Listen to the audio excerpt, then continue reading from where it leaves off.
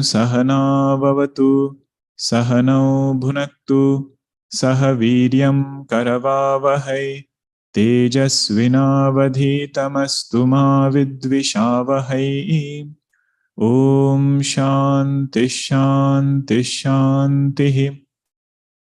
Sadashivasamarambham Shankaracharya Madhyamam Asmadacharya Paryantam Vande Guru Paramparam. Ramo Rajamani Sada Vijayate Ramam Ramesham Bhaje Ramena Bihata Nishacharachamu Ramaya Tasmai Namaha. Ramannasti Parayanam Parataram Ramasya Dasosmyaham. Rame Chittalaya Sada Bhavatu Me Bho Rama Mamuddhara Samasta Janakalyane Niratam Karunamayam Namami Chinmayam Devam Satgurum Brahma Vidwaram Satgurum Brahma Vidwaram. Om Purnamadah Purnamidam Purnat Purnamudachyate Purnasya Purnamadaya Purnamevavashishyate. Om Shanti Shanti Shanti.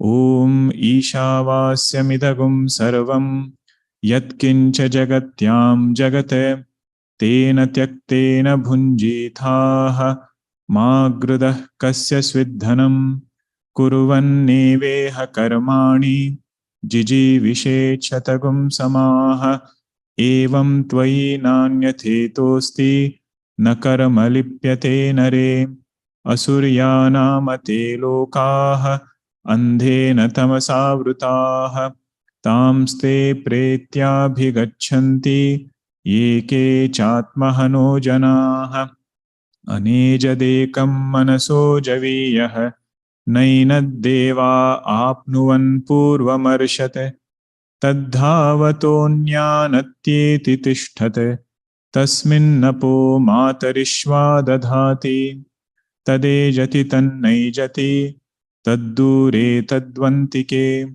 Tadantarasya Sarvasya Tadu Sarvasyasya Bahyataha. We were seeing the fifth mantra of Ishavasyopanishad. Having indicated 7 different lakshanas of Atma, Upanishad mantra is as though elaborating it further. That is why Bhagavan said, they don't feel tired, they don't feel lazy in again and again elaborating the nature of the same truth in several different ways. So Punarukti, repetition, is not Dushanam, but it is Bhushanam. Dushanam means a shortcoming, limitation. Bhushanam means ornamentation. Repetition in Vedanta is actually an ornamentation for the truth, not a limitation or a shortcoming.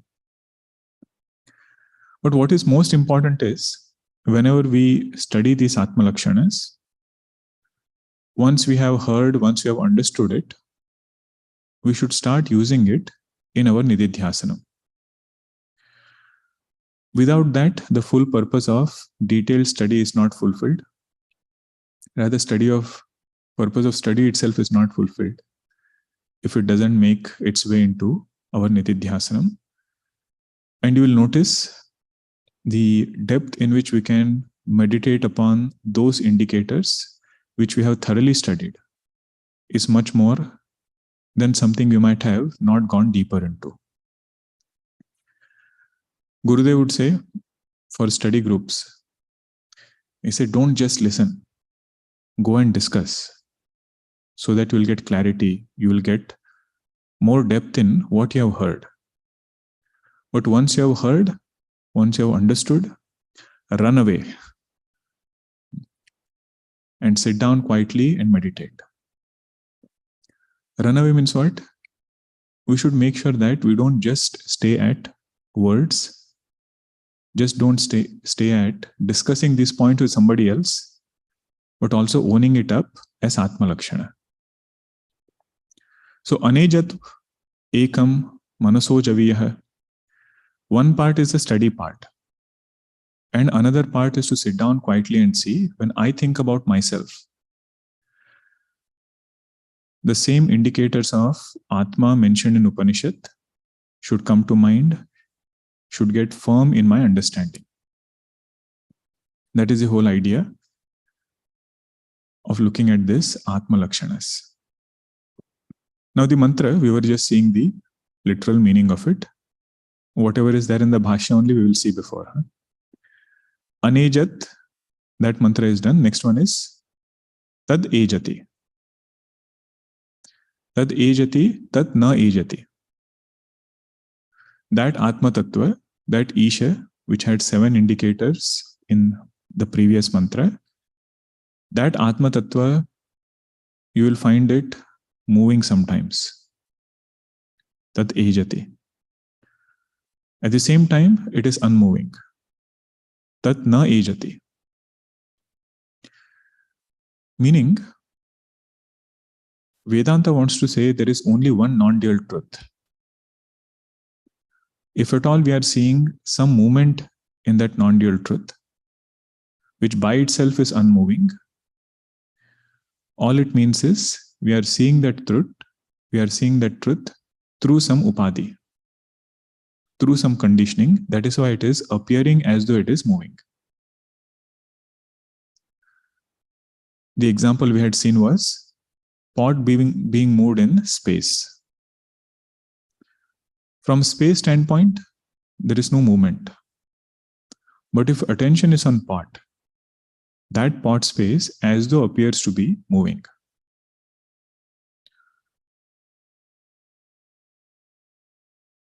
But if you have understood that this apparent movement is only because of conditioning, we can comfortably make the statement,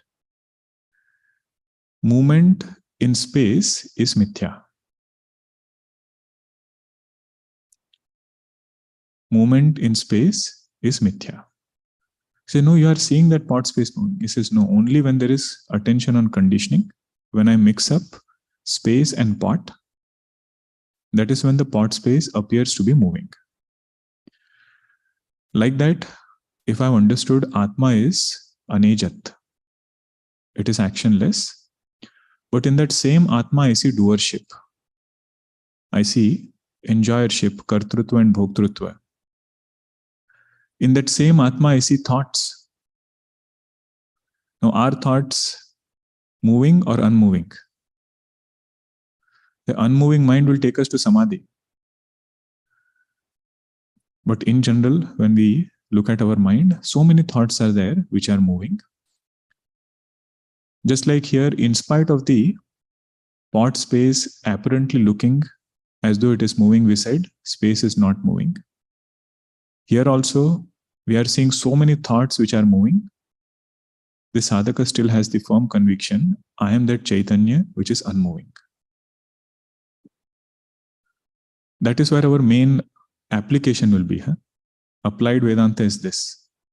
Wind is moving, sun is moving, all of that is good. They are also moving in consciousness only. But to say that there is no movement in consciousness, even though we are seeing movement in wind, that is not directly removing any sorrow from here. But whenever we can say, in spite of mind moving, since mind is just like that upadhi, the pot which is moving, what is unmoving is a substratum, the pure consciousness. In Mandukya Karika it is said, entire Dvaitam is because of fluttering of the mind. Manaspandanam idam Dvaitam. On top of that, we have our samsara. The first samsara is mind getting agitated, giving reality to duality. But mind itself is the first expression of duality. And then it is having these movements which comes along with it. So this sadhaka has this firm conviction, I should not mix up movement of upadhi with Atma. This is the reason why so much of elaboration is done on how upadhis come about. If you have studied Tattva Bodha, Vedanta Sara, Srishti Prakriya was there, whole description was given. That from 5 elements, Samashti aspect of, Sattva aspect of the 5 elements, Jnanendriyas. Jnanendriyas are born, right? What? Yes, Antakarna is born. Samashti, Sattvic aspect. Individual Sattvic aspect, Jnanendriya is born. Okay, let us revise the whole thing. Individual Rajasic aspect, Karmendriyas are born. Total Rajasic aspect of 5 elements, Panchaprana is born. Tamasic aspect of 5 elements, Panchikaranam takes place, Stula Srishti comes about. So this we have to constantly keep revising to say that mind is an upadhi. Mind is a conditioning, just like that pot. Pot conditioned this space, like that mind is as though conditioning Atma. Can pot really condition the space? This space is infinite. Pot cannot condition infinite space. It is not that big. Like that, this mind also cannot, really speaking, condition Atma. All it does is takes our attention away. So that is the meaning of the first indicator, Tat ejati, Tat na ejati. You mix mind, ahankara in Atma, Atma will appear to be moving. But if we negate mind and ahankara, that Atma is na ejati. So although it is given in this way, what is the implied meaning of this indicator? Kriya in Atma. Action in Atma is mithya. See, indicator given here is tad ejati, tad na ejati. But what we should understand is this, that any action in Atma is mithya. More closer, any action in myself that I see is mithya. See, what are you talking? Now we have to jump on a call. 7:30, 8:30 call is there. There also the same reminder should be there. The one who is interacting with this world is my lower nature. Lower nature means ahankara. In and through that interaction, I should not lose sight of my higher nature. If that happens, whenever that happens, unbroken remembrance of higher nature, that person is called as a jnani. Okay, so the first indicator is tad ejati, tat na ejati. Second one is Taddoore Tadvantike. What is Tat referring to again? Atma, the Isha, which was discussed in the first mantra of Ishavasya. 7 indicators were given in 4th mantra. The same Tat is being referred to as Taddoore Tadvantike. This Atma is that which is far, and Atma is that which is very near. So how can something be far also? How can something be near also? Right, like right now we are in San Jose, you say, India is very far. But you also say, India is very near. So either first statement is true or your second statement is true. How can both be true? So Bhagavan Shankaracharya clarifies, farness of Atma is not in terms of distance. Farness of Atma is not even in terms of time. Not vyavadhana, means obstruction between Atma and me. There is no space distance, that Atma is somewhere up in the sky and I am here. Or at some point of time, I will become Atma. Right now, I am not. There is no obstruction of space and time. No object also is there in between. Something is there which is obstructing me and Atma. Like for example, if I want to see the tree outside, So the wall is obstructing the tree from me.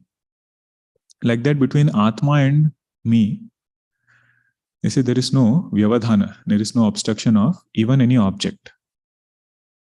Then how does it become dure? It says that person who is having an unprepared mind, for that person, Atma is very, very far.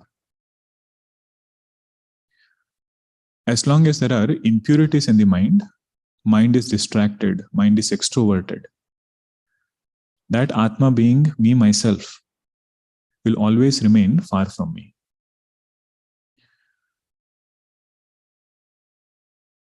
Goswami Tulsidas, she said, Mukura Malina, Aru Nayana Bihina, Rama Rupa Dekahi Kimidina. Mukura Malina means if the mirror is dirty, or I have put a blindfold on my eyes, how can you see the image?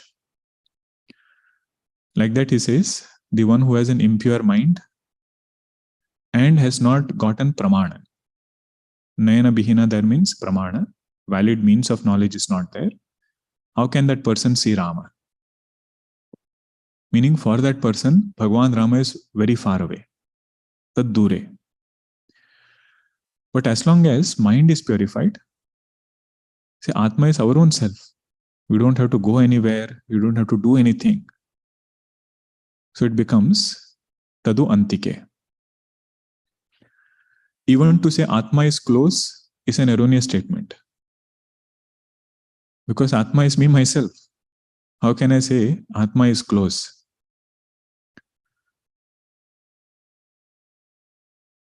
So what is the reason for Atma to be far? Impurity of the mind and no Pramana. Impurity of the mind, one could be distraction.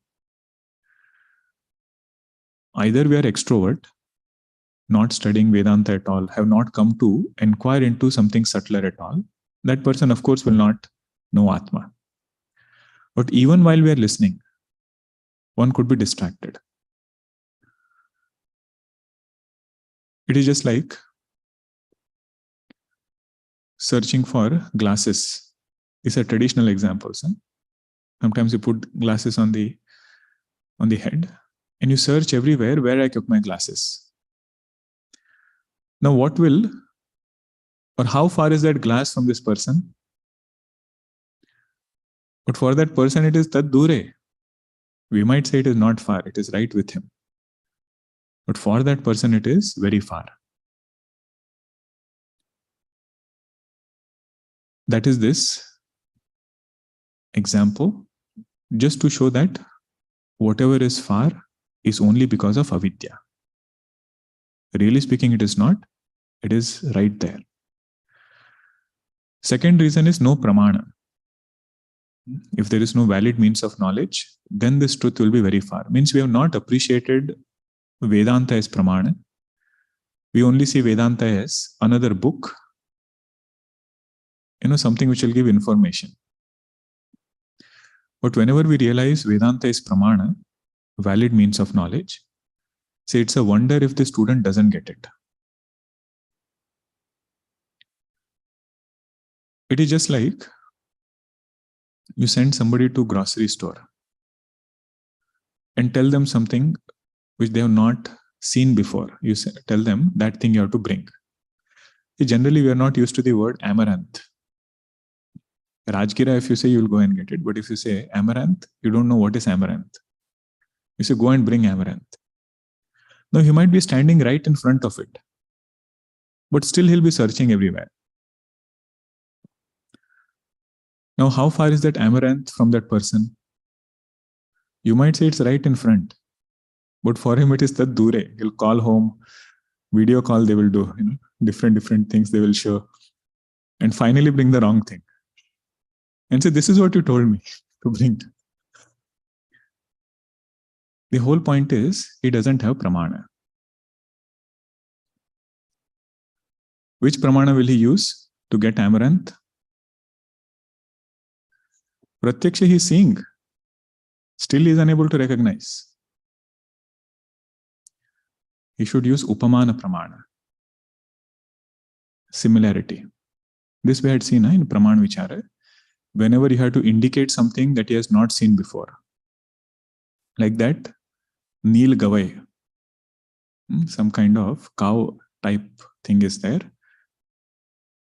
If he has to go and recognize that in the forest, the teacher tells him, it looks like cow, but it is not a cow. It has big horns. So like that, he will define that thing in the language of what he knows. So that is called as Upamana Pramana. So Amaranth also has to use Upamana Pramana to go and get it. If he doesn't have that Pramana, then that thing will remain far. Like that here also, Atma is we ourselves. But if you don't have Pramana to recognize that Atma, this is what you are seeing as witness of thought. That alone is substratum of creation. That alone is Bhagwan's essential nature. Now this is not somebody's opinion, it is Pramana. Unless this Pramana comes, that truth remains far from us. Taddoore Tadvantike. When will it become close? Whenever a person becomes Antevasi. Antevasi means tunes with scriptures, tunes with teacher, and understands the import of Shastra. Understands the import of scriptures. For that person, Atma is very near. Taddoore Tadu Antike. What is the main point here? Bhagavan is telling farness and closeness is not in terms of distance. Farness and closeness in Atma is due to avidya.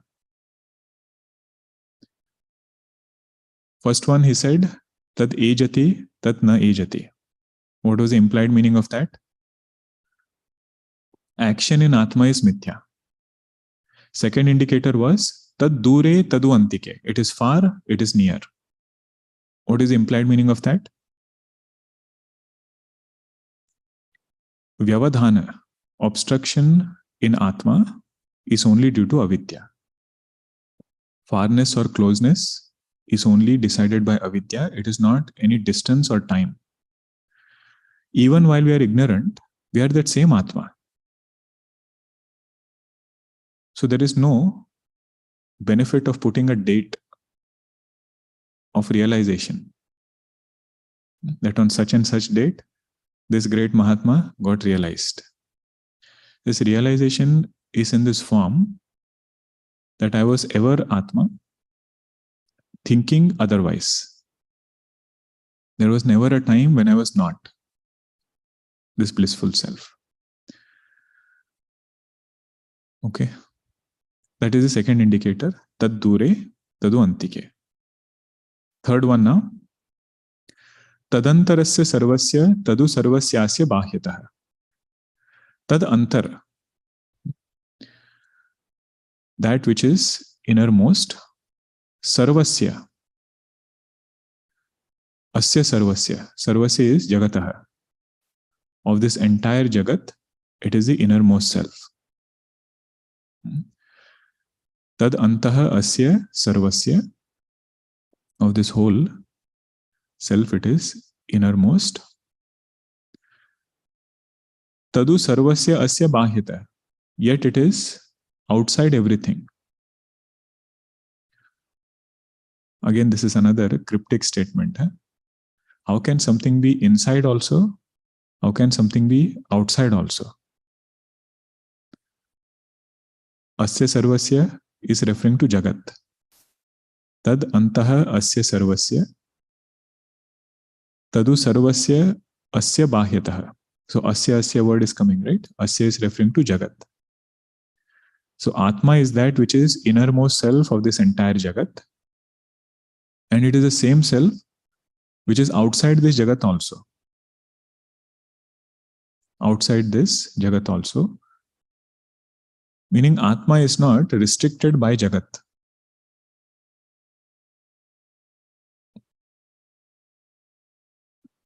This again we have to reflect. Let us say you go to an open ground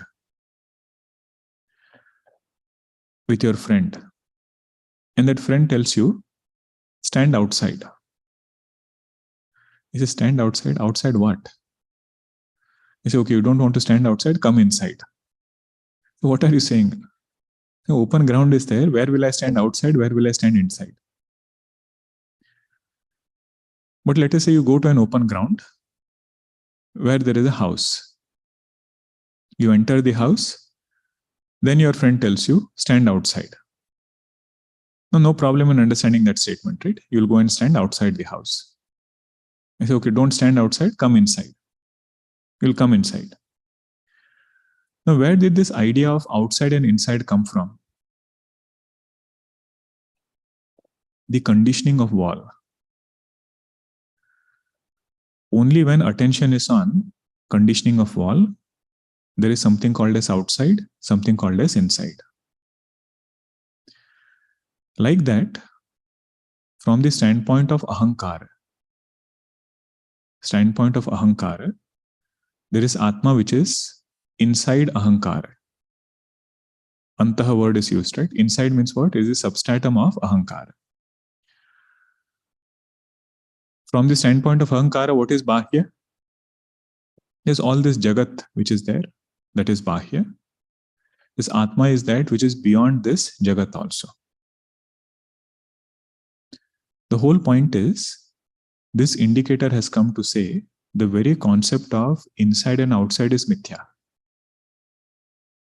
You have to have some frame of reference based on which only you will say this is inside, that is outside. Just like in that open ground, only from the standpoint of wall, we could say something is inside, something is outside. From space standpoint, there is no inside, there is no outside. Like that here also, from Atma standpoint, there is no antarbahya.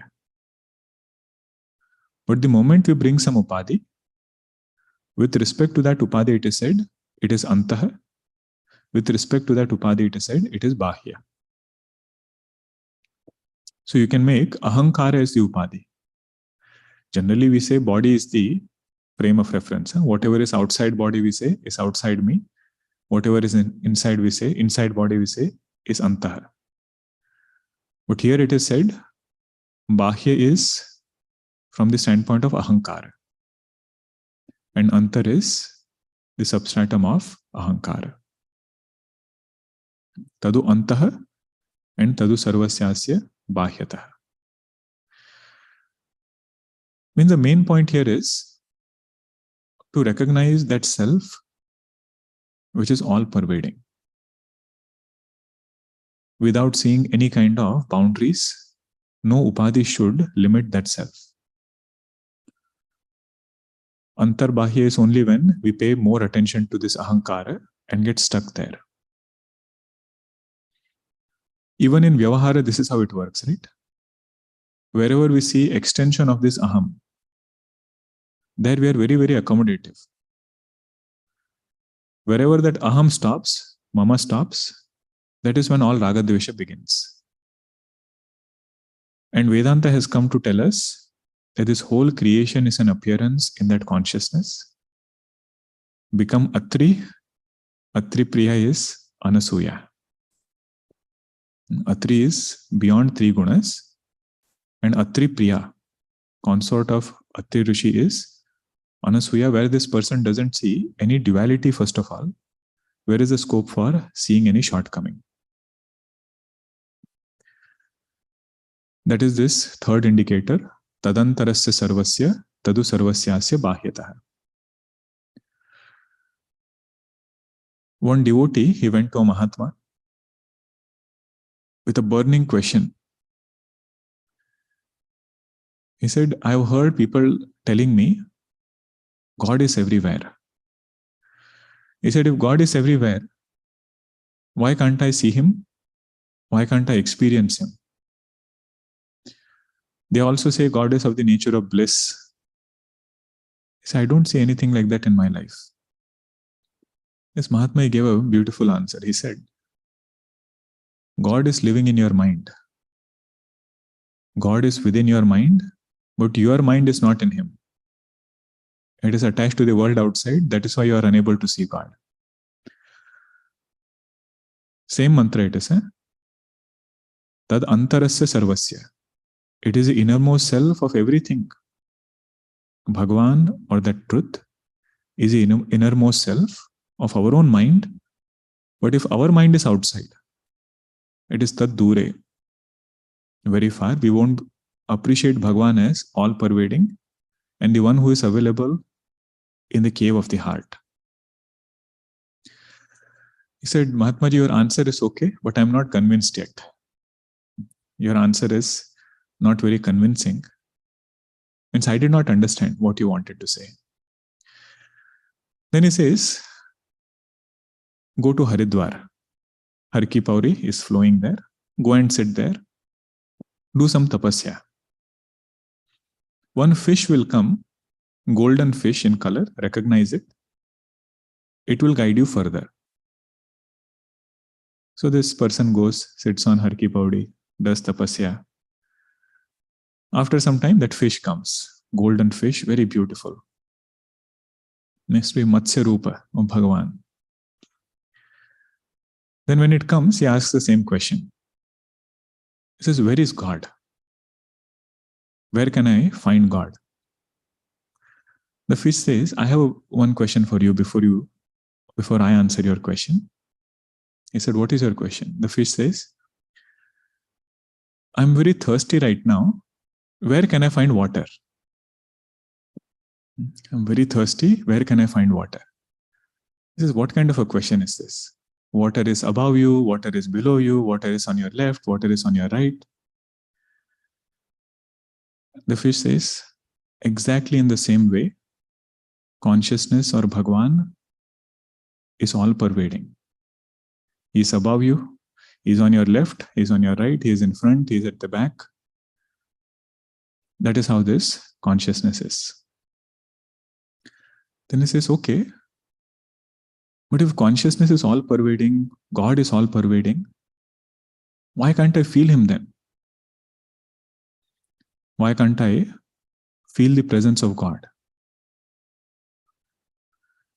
Fish says, before I answer that question, I have one more question. If water is all-pervading, it is up, below, front, back, why is my thirst not quenched? And see, Bhagwan's creation, this person knew how fish body works. Fish has to live in the water all the time. If it swims with its mouth upwards, the water doesn't enter inside. Its body is made in such a way. Now don't go into the scientific part too much. This is how Mahatmas explain. And if it swims with its face downwards, that is when water can enter inside. So he explains, when you swim, you are swimming with your mouth upwards, water is not entering. Try to put your mouth down and swim, same water will quench your thirst. That fish says, just like that, right now your mind is turned outside towards the world. Wherever there is Vishayasakti, Bhagavad-asakti cannot take place simultaneously. Either you want the world or you want God, you cannot have both together. At least for some time during the day, try to empty your mind of this world. That is what we call as sadhana. Whatever duration we get, emptying the mind of all worldly thoughts, whatever remains, that is Bhagavan. Mahatma said, Bhagavan, what was his answer? Mahatma's answer?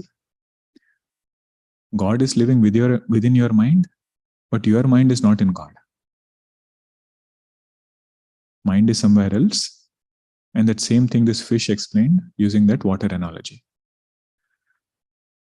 Pani mein meena piyasi, mohe suna suna avata hasi. Kabir Das ji says, fish in the water is dying out of thirst. looking at this, it is, I feel like laughing. But remember, he's not laughing at the fish. He's laughing at all jivas. Ananda Swarupa Brahma is our nature. And here we are searching for Ananda. What is the path? It is turn mind away from Vishayas. What remains is this Chaitanya. Okay. Taddoore Tadvantike Tadantarasya Sarvasya Tadu Sarvasyasya Bahyatah. Now let us see the Bhashya part. All the ideas you have seen before now. It should be simple. Namantranam Jamita Asti. Okay, this is fifth mantra Bhashya. Which page number? 23. 23. Na mantranam jamita asti iti purvamantroktam api artham punaha aha tad ejati iti tad atma tattvam yat prakrutam tadejati chalati tadeva na ejati swatah naiva chalati swatah achalam eva sat chalati iva ityarthah kincha taddure varshakoti shataihi api avidusham aprapyatvat dure iva tad u antike iti chedah tadvantike samipe atyantam eva vidusham atma tattvat atmatvat na kevalam dure antike cha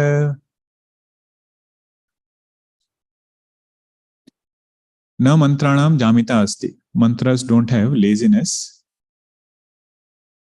Purva mantroktam api artham punaha aha. In spite of explaining it in the previous mantra, again this mantra is explaining.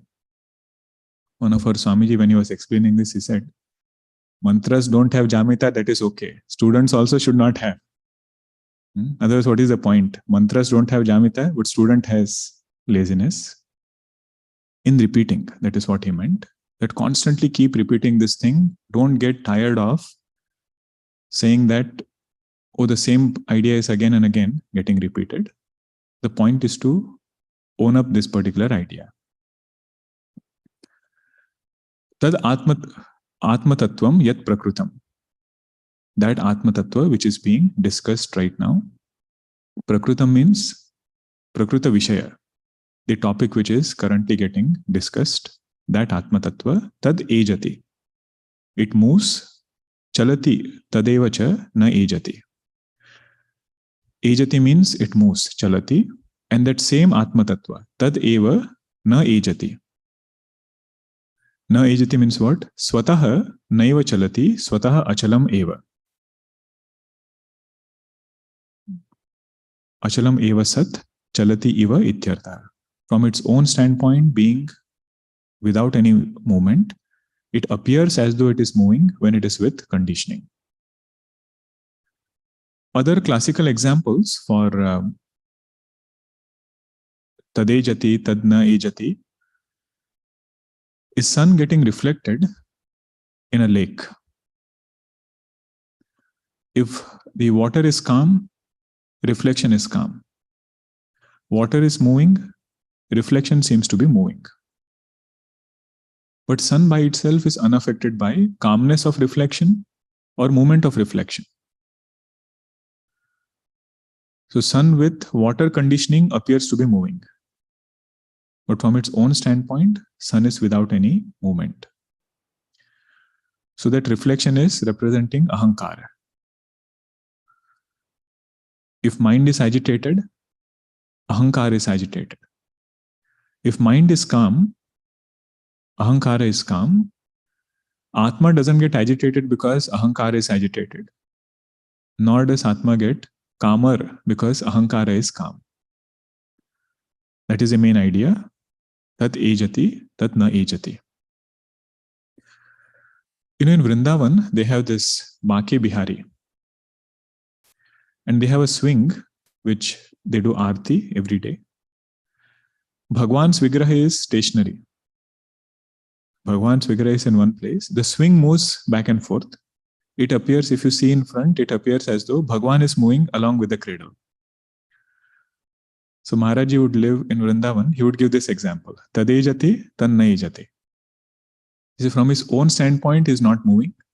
The swing is moving. And Bhagwan appears to be moving. Tad ejati, tanna ejati. Swataha achalam eva sat chalati eva ityartha. As though it appears to be moving. What was the implied meaning of this indicator? Kriya in Atma is mithya. Action in Aham is mithya. Okay. Kincha tad dure. On the other hand, it is very far. Far for whom? Varsha koti shatahi api avidusham aprapyatvat dure iva. Somebody who is avidusha means mind is impure, has not gained knowledge. Pramana is not there or mind is impure. For that person, Varsha koti shatahi, even if he spends hundreds of thousands of years, still this truth will be far from that person. Varsha koti shatairapi avidusham aprapyatvat dure iva. Iva also he adds, means it will not remain far all the time. You work on purity of mind, bring pramana, that truth is very near. See, this purity of mind is something we should never be content with. It is said with every other pursuit in life, we should become content, santosha. But when it comes to purity of mind, it is said sadhaka should constantly strive to make it purer and purer and purer. Because what happens is, if we don't strive further, we become very comfortable even with an impure mind. Not ourselves knowing what is the nature of a pure mind. Some thoughts, erroneous thoughts, will justify saying it's okay. Some actions, erroneous actions, vyavaharik transactions, erroneous, is somewhere or the other will say it's okay.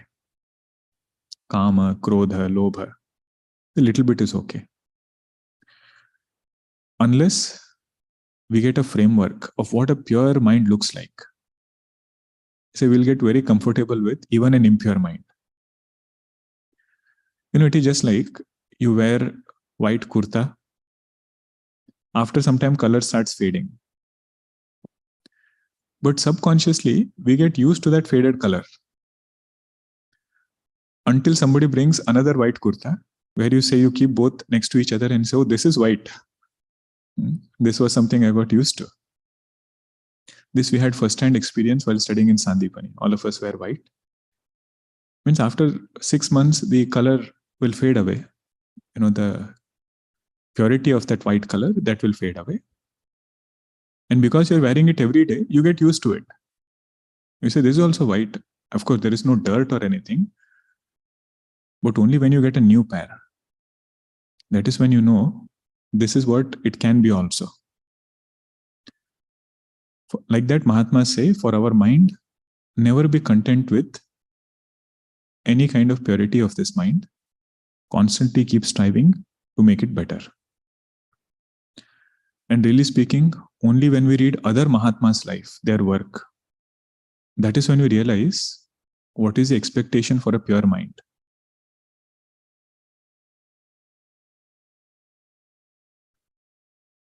on our own mind will tell. I will tell you what is purity of mind. These things, if you do, more than sufficient.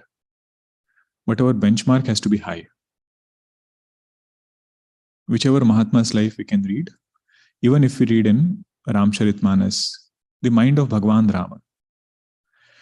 The thing is, in the Ramcharitmanas, not many details are given of routine of Bhagwan Rama. We know that he had a pure mind, purest of the pure mind, but not too many details on how Bhagwan got it. But when we read Life of Saints, that is when the path also is shown. Best example is our Taponji Maharaj. Whichever book of Taponji Maharaj we read, we get a glimpse of how much he was alert and careful about purity of mind. Means in Vyavahara, so much of withdrawal, so much of carefulness. If somebody feels anything about his lifestyle, he said, let them feel. I am more concerned about this spiritual path, this spiritual journey. Why should I worry about who is feeling what about his lifestyle? For that person, it is very far. That person, it is very near. One who has worked on his mind, purified the mind. That is the next part here. Tad u antike. What was the word in Upanishad mantra? Tadvantike. Bhagwan knows our sandhi is little weak. He knows that if I leave it up to them, they will split somewhere. It is better that I only split. It says tat u antike becomes tadvantike. Iti chedaha. Do you see a cha before that chedaha? What is it? Printing mistake? I know. There is cha and then cha. I'm saying that cha, is it a printing mistake or where did it come? Chedaha is the word, huh? Chedaha. You say iti chedaha, that cha came additionally. If you are attending Sanskrit class, I would hope that you would know this answer and type, because we saw this sandhi. If there is a rasva followed by cha, then cha gets added. Rasva is e, right? Iti, e is there. Iti word ends with e. After that, cha is there. So there is a sutra called as checha. Checha, like Shiva Chaya. Shiva Chaya becomes Shiva Chaya. A is rasva, cha is there, chaya cha is there. So cha gets added after that. Okay. Tad u antike iti chedaha. You know, in our tradition, there are shlokas to define different things. Mahatmas only, they have come up with shlokas. They are so precise and very beautiful also. If you can note down all these important ones, it's very helpful to refer back. So when you say vyakhyanam, vyakhyanam means to comment upon something, to speak upon some topic, Vedantic topic. What is considered as good commentary? What is considered as good elaboration on a particular topic? There is a shloka for this. The reason we are discussing this is Bhagwan Shankaracharya ji is applying all those things in his vyakhyanam. The first indicator is padachhedaha. Means you have to split the words correctly and very clearly point out what are the words which are present in that mantra. Padachhedaha, that's why he is doing padachheda even of that word tadvantike. He says tad u antike. That truth is very, very near. Tad u antike. So first indicator of good vyakhyanam is padachhedaha. Second is, after you have split the word, you should also explain the meaning of that word. Padarthoktihi. Padarthoktihi means explaining the precise meaning of that word. Now for this you can use etymology, you can go into root word, That way it brings out the flavor of that word. Last Sanskritam class, we saw all food items. What was sabzi called as? Vyanjanam. Vyanjanam means that which enhances the taste of food by blending with everything else. Vyajyate mrakshate annadinam sanyojyate iti vyanjanam. That which blends with everything else, enhances the taste, is called as vegetable dish. So like that, padarthokti should happen for Vedanta.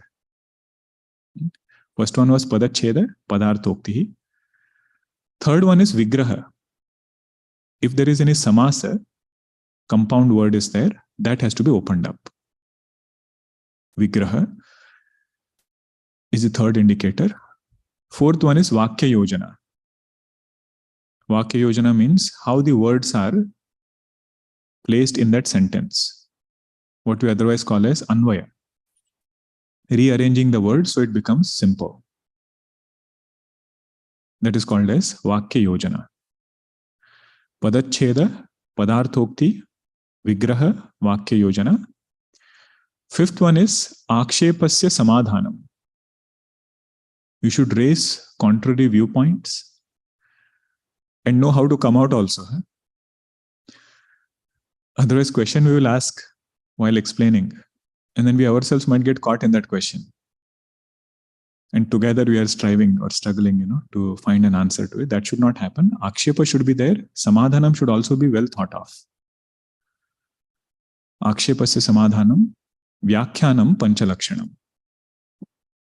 These are the 5 indicators of good speech, good vyakhyanam. So this is a shloka by the way, although we went word by word. You can chant it together. Padachedaf padarthoktihi padarth, you can repeat. Padachedaf padarthoktihi vigraho vakya yojana akshepasya samadhanam vyakhyanam panchalakshanam. Vyakhyanam panchalakshanam. These are the 5 indicators of good vyakhyanam. So Bhagwan Shankaracharya is using here padacheda, splitting the words so that we know what is the word here. So this is where our sandhi knowledge will help, where the word splits, and then if you have studied the declensions, there we will know which declension this particular form is. Tadvantike iti chedaha, tadvantike samipe atyantam eva vidusham atmatvat. This truth is very, very near to the learned, to the wise people, because it is Atma alone. How far is sweetness from sugar? You see, sugar, the sweetness is Atma of that sugar. It cannot be far. It cannot be near also. How far is heat from fire? Say heat is Swarupa of that fire. To say that heat is near fire is also an erroneous statement. Like that, for this jnani, Atma is Antike. Tad u Antike, he has known it as one's own self. Atmatvat na kevalam dure antikecha. There is no point in saying dure and antike also, because it is Atma. Next is the second line. Tad antaha abhyantare asya sarvasya ya atma sarvantaraha iti shrutehe asya sarvasya jagatah nama rupa kriyatmakasya tadu api sarvasya asya bahyatah vyapakatvat akashavat niratishaya sukshmatvat antah prajnanaghana eva iti cha shasanat nirantaram cha Tad antah abhyantare asya sarvasya. That which is the innermost self of this entire jagat. Abhyantare asya sarvasya. Yaha atma sarvantarah. Upanishad quotation is given that this Atma is the innermost self of this whole creation. Iti shrutehe. Now, what does asya sarvasya refer to? Asya sarvasya jagatah. Asya sarvasya means of this jagat, Atma is innermost. Now, what is this jagat? Nama rupa kriyatmakasya. Jagat is only name, form, and action. Do you remember something from first mantra? How did Bhagavan Shankaracharya define? Ishavasyopanishad sarvam yatkincha jagatyam jagata. Jagat Shabda came in first mantra also. How did he define Jagat there? Nama Rupa Karma. Nama Rupa Karmakhyam. When there is name and form, but the thing which brought about this name and form is karma. Specific name and form is brought about by karma. That is why he said this entire Jagat is name, form, and karma. You see the consistency in definition. Huh? Here also Jagat is defining as Nama, Rupa, Kriya. Name, form, Kriya here you can take as action or you can take it as karma. That which is responsible in bringing about Nama Rupa. But this point is clear, right? Why these three words are there. See, Nama Rupa is a specific name and form. If you just look at Jagat, it is only Pancha Mahabhuta. 5 elements are there. But how come that 5 element, one of it became a mountain, one became a river, one became a tree, part of it became this body? How did this specificity come about in this Pancha Mahabhuta? So what brought about this different Nama Rupa is karma. Because of that karma alone, a particular element is present in that mountain form. All Nama Rupa is a result of karma. This particular body also. Why did I get this body only? This particular Nama Rupa. This particular height, this particular weight. This is at birth, everything is because of karma. Karma brought about that particular Nama Rupa. That is why Jagat word, all three things are used together. Nama Rupa Karma. Okay. Kriyatmakasya tadu api sarvasya asya bahyatah. It is the innermost self of this entire Jagat, but at the same time it is outside this Jagat also, means it is all pervading. It is not limited by Jagat, it is beyond Jagat. Instead of saying outside, you can say it is beyond Jagat. Now, which example will you give for this Atma?